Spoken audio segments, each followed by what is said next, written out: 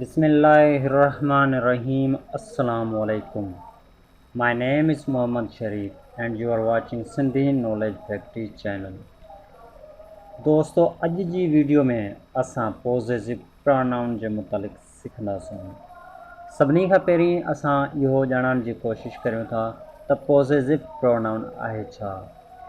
Positive चवंदा आहिनि कंहिं बि शइ जी मालिकियत खे। प्रोनाउन चवंदा आहिनि उन्ही यानी कि नाउन जी जॻह ते इस्तेमालु थींदड़ लफ़्ज़ खे।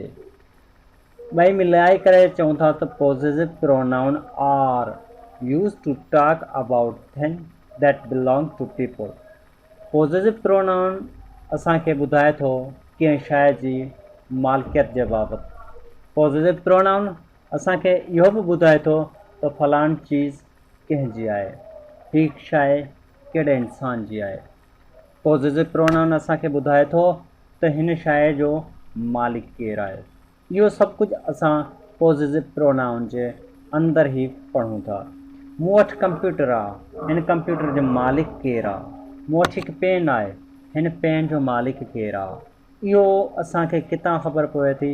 इहो असांखे ख़बर पवे थी पॉज़िटिव प्रोनाउन मां। The word mine, yours, his, her, ours and there are possessive pronoun. लफ़्ज़ कहिड़ा आहिनि? mine, your, his, hers, ours, theirs। इहे उहे लफ़्ज़ आहिनि जेके पॉज़िटिव प्रोनाउन आहिनि। इन जा असीं कुझु मिसाल ॾियूं था त जीअं अव्हांखे सम्झण में सवलाई थिए। This book is mine. This book is mine. ही किताब मुंहिंजो आहे। ही फ़क़ति हिकु किताबु आहे। ठीकु आहे। हाणे असांखे पॉज़िटिव प्रोनाउन छा पियो ॿुधाए त ही किताबु मुंहिंजो आहे, मुंहिंजी मालिकियत खे ज़ाहिर करे पियो। त हिते असां हिनखे पॉज़िटिव प्रोनाउन चवंदासीं। दिस पेन इज़ माइन। ही पेन छा आहे? मुंहिंजी आहे। एंड दैट वन हिज़ ऐं हिन मां हिकु हिनजी आहे। अच्छा, इन खां अलावा अगरि तव्हां पंहिंजी जॻह ते यानी कि दिस माइन खां अलावा बि अव्हां यूअर, हिज़, हर्स बि इस्तेमालु करे सघो था। इन एग्ज़ाम्पल खे वठूं था। This book is your, this book is her. हीअ किताबु हिन जो आहे। ठीकु आहे।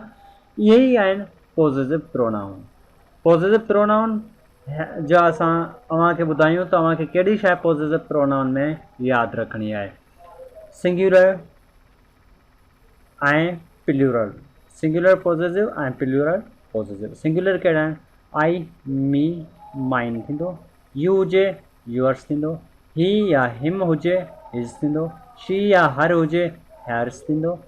प्रोनाउन जे अंदरि यानी कि प्लूरल जे अंदरि वी असली जॻह ते अवर ॾींदासीं। यू यूअर्स, दे देम जी जॻह ते देयर्स ॾींदासीं।